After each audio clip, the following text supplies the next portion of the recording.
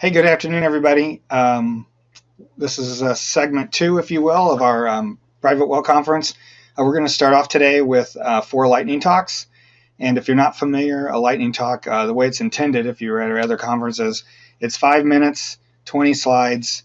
They're on a 15-second timer. Now, I won't guarantee that's what everyone did this time because we're not doing it live, and that's fine. But we have four presentations. I want to get started. The first is going to be by Dave Henrich from Bergeson Caswell on the awesome aquifer kit, inspiring the next generation. Our second talk will be by Joel Pigg from Texas A&M on the Texas Well Owner Network, protecting groundwater resources and human health. Our third will be by Reem Tariq with the National Environmental Health Association, updates on conducting an evaluation on the private water network. And our fourth will be Pam Chaffee from the Kansas Department of Health and Environment, Kansas Water Well Program Shift to COLAR, the Kansas Online Automated Reporting. So with that, we'll get started. So we'll run these 5 minutes each, all at once. And at the end of our 20 minutes, we'll bring all the speakers on and we can answer questions from the chat. Go ahead, Maggie. Good afternoon. I'm David Henrich, president of Bergeson Caswell Incorporated, a full-service water well contractor from Maple Plain, Minnesota. I'm a past president of the National Groundwater Association and the Minnesota Water Well Association, and today I want to talk to you about the Awesome Aquifer Advanced Hydrogeology Kit. The primary goal of the Awesome Aquifer is to promote groundwater education through fun, hands-on experiments.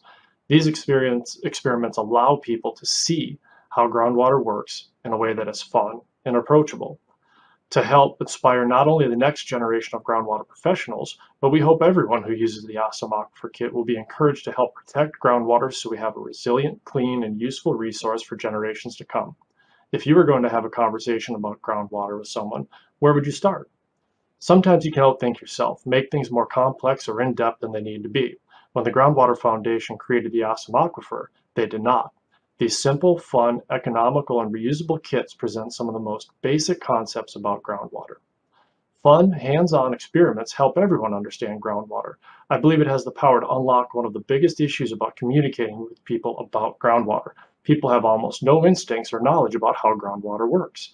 Awesome aquifers can change that.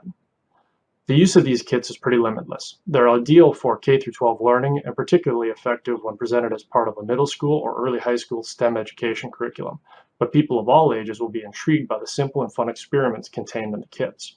Use them at water festivals, county fairs, and other community events.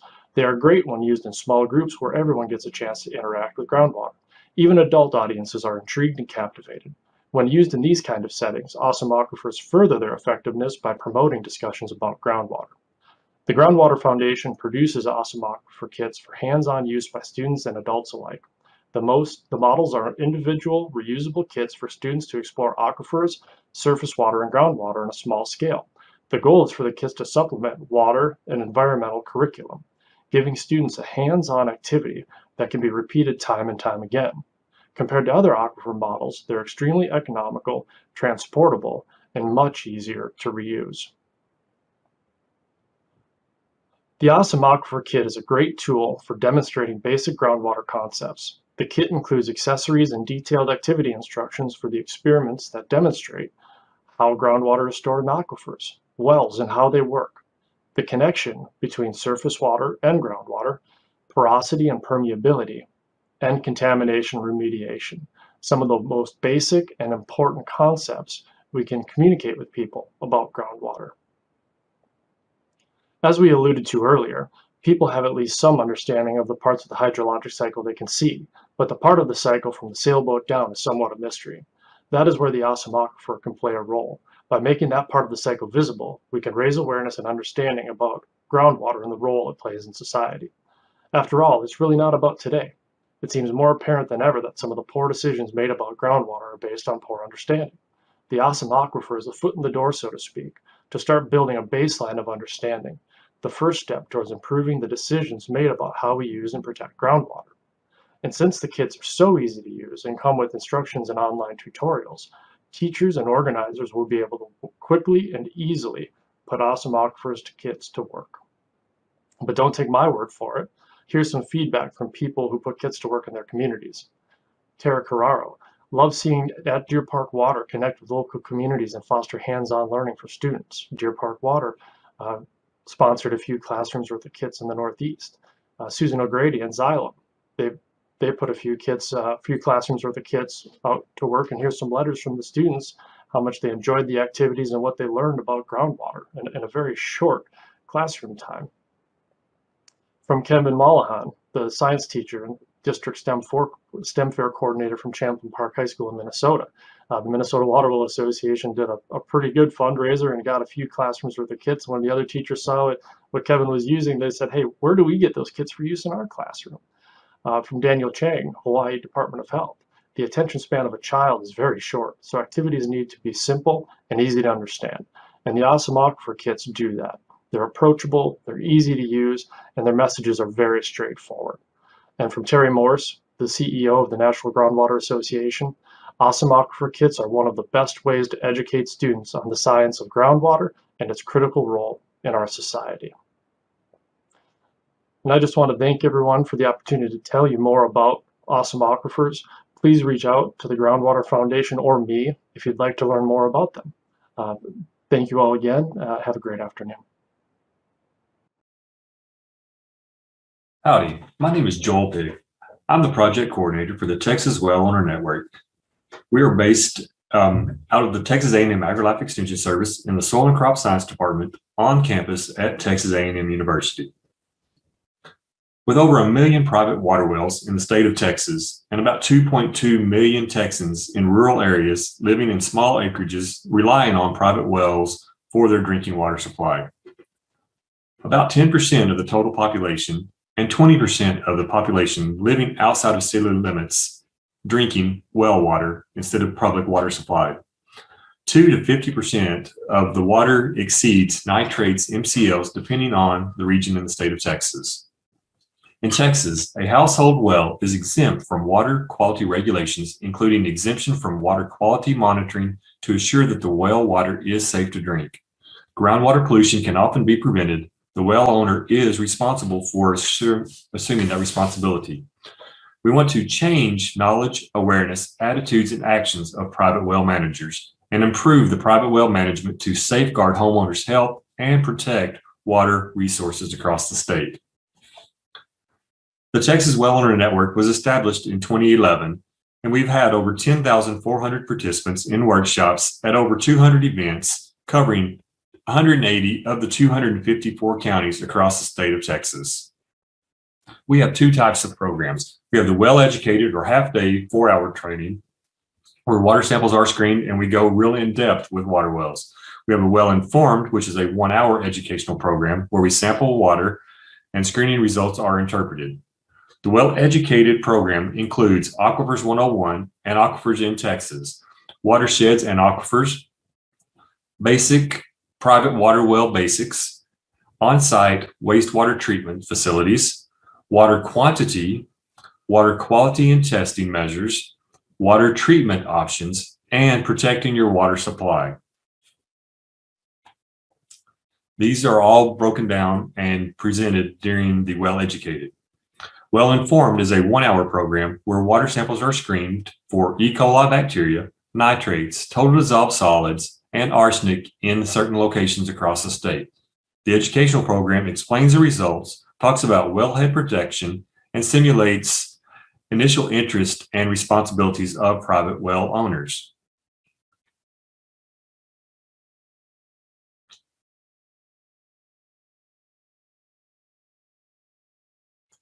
How often should the well be tested? We say annually for bacteria, every few years for general chemistry such as nitrates and salts, and as frequently as needed for other contaminants of concern.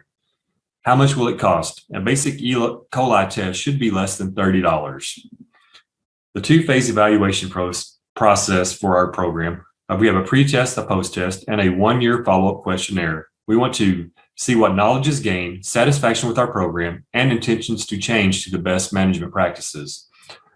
The primary place of residence for our participants is rural properties and farms and ranches with about 90%. Primary water use is domestic and livestock, right at 90% of that as well.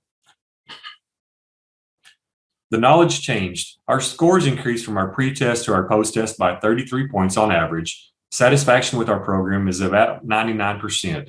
Intentions to adopt our best management practices, test my water once a year, 85%. Pump our septic systems regularly is around 83%. Remove possible hazards from the well house is 95%. And plugging or capping any abandoned well on the property is right at 85%. The one-year follow-up results show us that 90% of those needing to clean out hazards from their well house have done so. 74% of the participants who had wells near contamination sources, such as pet shelters or livestock yards, had moved or removed the sources. 36% of the participants who needed to plug or cap unused wells did so.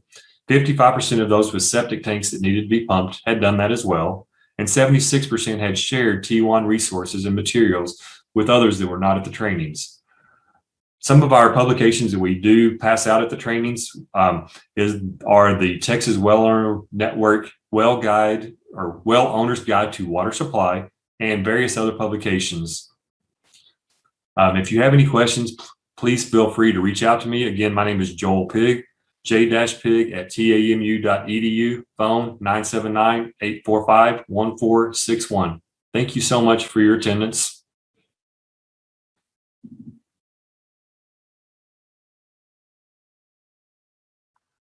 Hello, everyone. My name is Reem Tariq. I am a senior project coordinator at the National Environmental Health Association, and today I will be presenting on the lessons learned from evaluating the effectiveness of the private water network. The private water network is a community of professionals and specialists that are working to protect the public's health from contaminants in private drinking water sources. On the slide here, I have listed the mission of the network, which is to build a sustainable community for those working to support private water programs. Prior to the creation of the private water network, there was no comprehensive resource that facilitated peer-to-peer sharing and exchange of information, which is why the National Environmental Health Association launched the private water network in partnership with the CDC, as well as the National Network of Public Health Institutes back in 2019.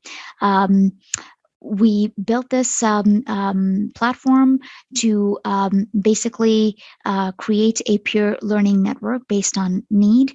And currently, the private water network has a membership of more than 160 members, and we offer a variety of engagement opportunities as well.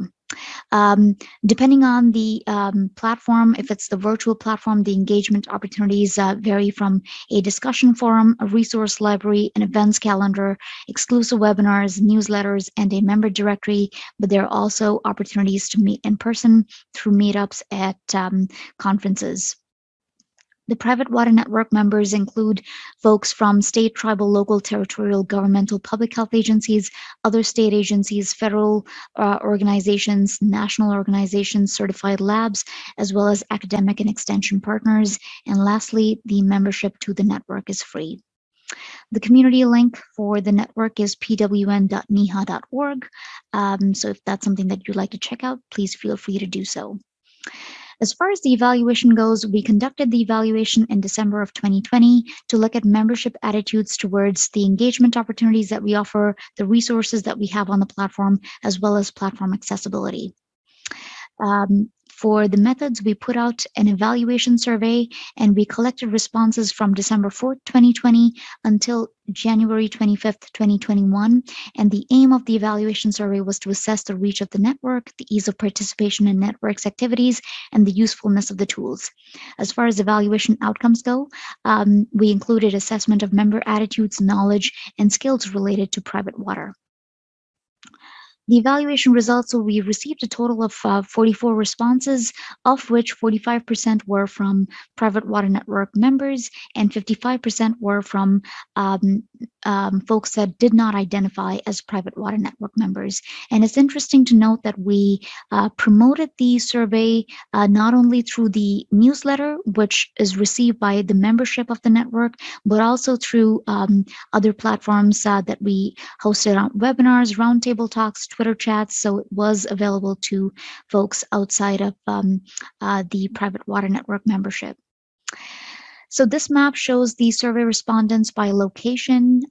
All states that are shown in blue are states that do have members of the private water network, and the gray states are states that do not have members from the network. The orange inlay represents non-member data, whereas the blue circular inlay represents member data as far as respondents of the survey go. Also, we asked survey respondents to indicate how much time they had served as a private water network members. 65% of the folks that took the survey had been members for more than 9 months. As far as place of work goes, the survey respondents mostly worked at state or territorial health departments or independent nonprofit organizations, city or county health departments, and other organizations, as well as federal agencies as well.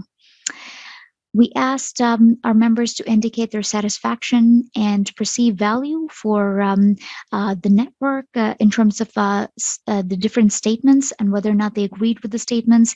Most members did agree that the private water network is a valuable resource and that it did improve their knowledge of best practices for educating owners, private well owners, conducting surveillance, as well as improving policies.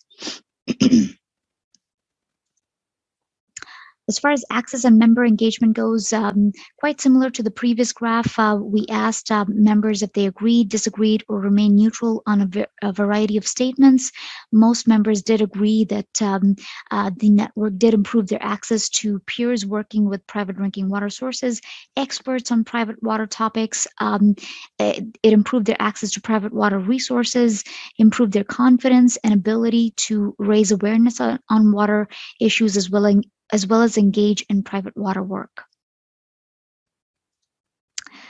We also asked our members which specific offering did they participate in terms of engagement. And most people did read our newsletter and participated in the flash webinar, as well as a discussion forum and the resource library.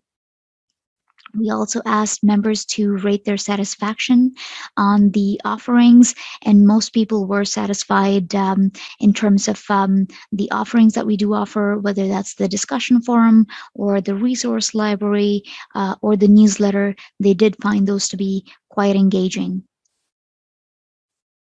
Overall reflections from the survey is that members as well as non-members who completed the survey had a positive experience of participating in the network, and it's most evident in the fact that they do intend on continuing to participate in the private water network. And with that, I would be happy to take any questions. Thank you.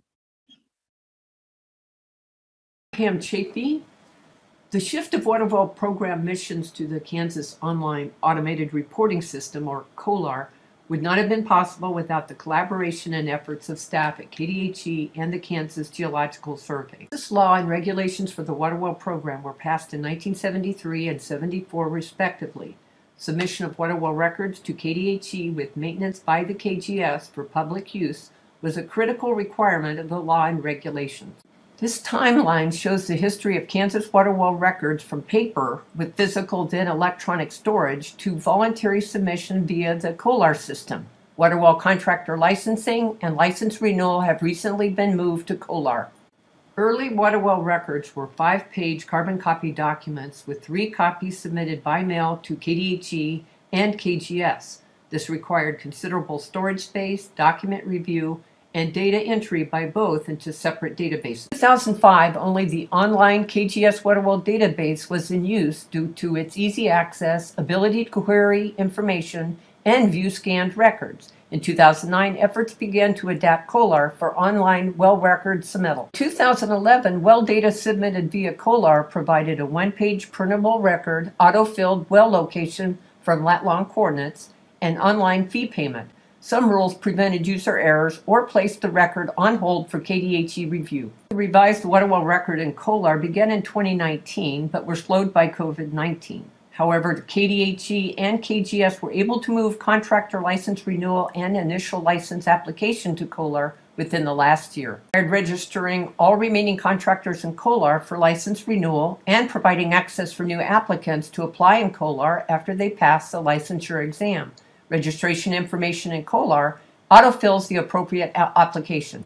Primers were created to assist users. New tabs provided access to application forms, primers, and ability to print their license upon approval by KDHE. Access to the Kansas Groundwater Association allows confirmation of continuing education units. It provides access to contact information for county and local staff, county sanitary codes, and permit forms where applicable. Kansas regulations require compliance with local regulations for private water wells. COLAR allows required references to be attached by new applicants. A new payment system was set up, and the Water Well Program website was updated to reflect the new online application processes and upcoming licensure exams. Efforts to revise the water well record in COLAR are ongoing. Planned revisions shown in the following slides are draft and still under development. It is hoped the revised well record will be up and running in COLAR in 2022.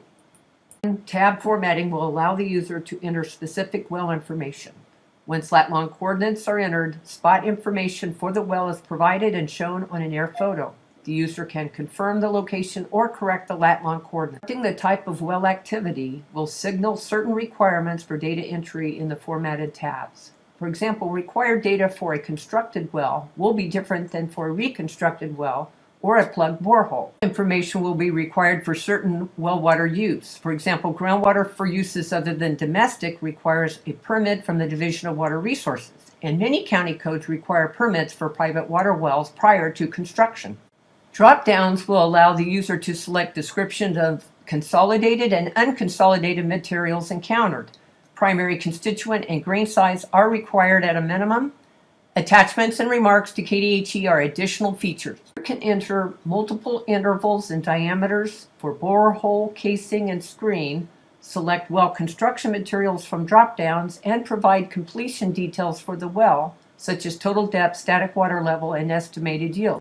A series of data validations or rules will prompt the user to enter or revise information that is required for certain well activities, well types, water uses, and by other programs, state or local entities, where applicable. Water well contractor's information will be auto-filled on the final one-page water well record that is available for printing, saved in COLAR, and submitted to the KGS water well database or to on-hold status for KDHE review. Appreciation to everyone listed on this slide and so many others behind the scenes. Thank you for this opportunity. Let me know if you have any questions.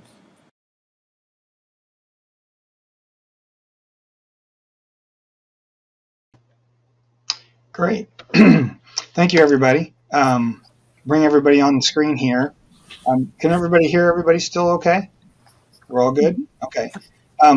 So we do have a question for Joel, and I'll pop that up on the screen. And it's a question about the TCEQ water treatment certification license.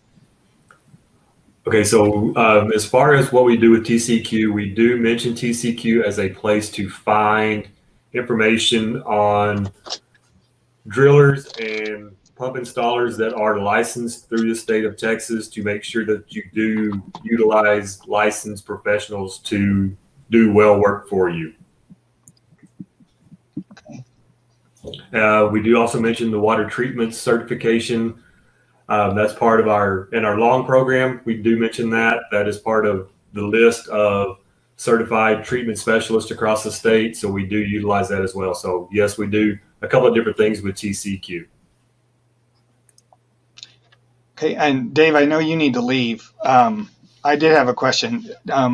What do the awesome aquifer kits cost? They are about $50 a kit. A kid? Kit per kit. Okay, and those can be reused. Yeah. Oh yeah, Okay. you have to just dry them out and resort them and put them back to work. That's okay.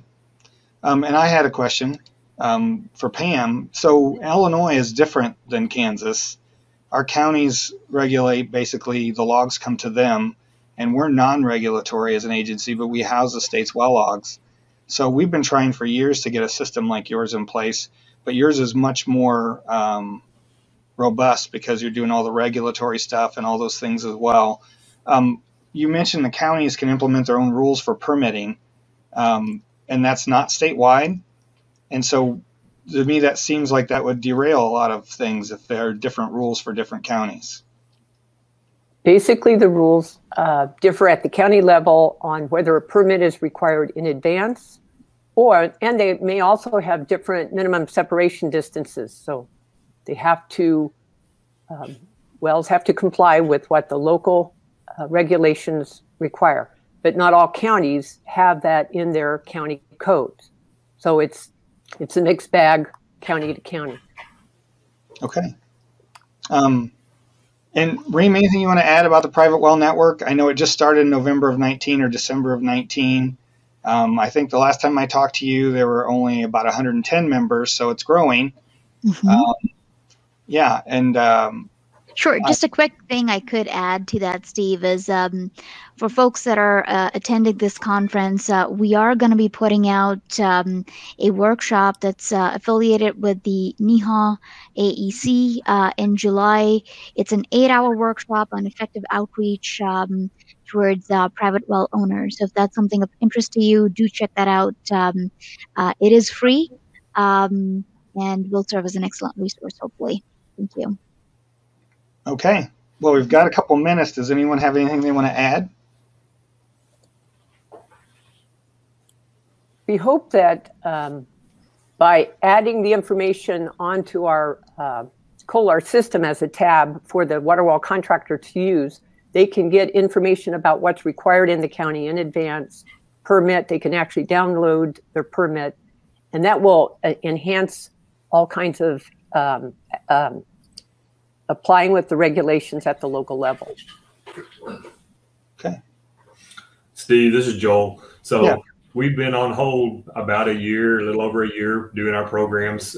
It's very hard to do a T1 program when you cannot take water samples, and we feel that is a very vital part of our program and our issues. So just in the last 30 days, we have been semi-released to go do programs. So we hit a historically underutilized section of Texas and went out far west towards El Paso and did nearly 300 samples over a week. So we're back in the field and really enjoying getting out of the office for a change. And we've got another set of trainings planned for mid-June where we're going to go up in the Metroplex area to another area that has lots of wells and lots of water issues.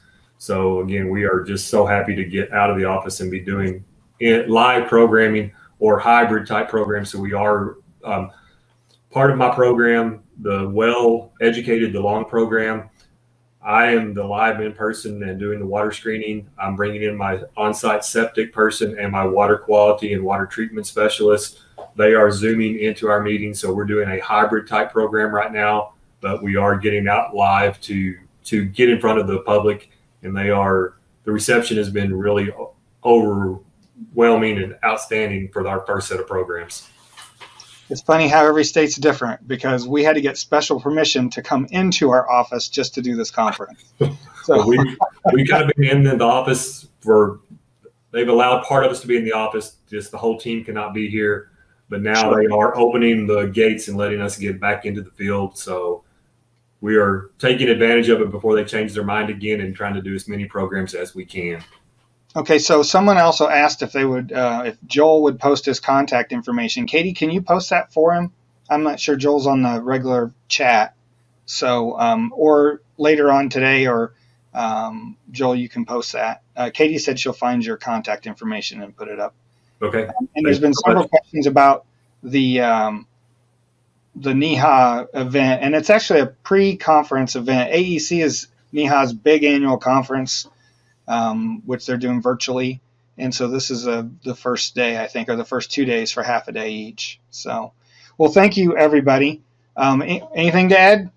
This is your chance. My last slide was cut off. I don't know how it happened, but I've got people's contact information for not only the KGS COLAR, but the Data Resources Library and people at KDHE and my group, our COLAR liaison, that have been working so hard to make this happen. If that could be made available, that'd be great. I think you can talk to Katie offline, but I believe that we can post that picture either on the wall or in chat, one of the two. So thank you. And Joel's information. Well, thank you, all four of you. Great talks, and yeah, pay attention to the chat. There'll probably be more later, or yeah, thanks again. Thank you. Thank you. Thank you.